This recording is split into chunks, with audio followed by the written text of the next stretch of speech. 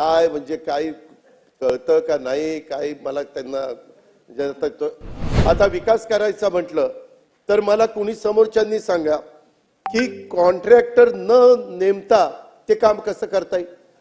काहींनी तर शहाणेपणा केला आणि सांगितलं हे कॉन्ट्रॅक्टर लोकांचं बजेट आहे। आता धन्य त्यांचं काय म्हणजे काही कळतं का नाही काय मला त्यांना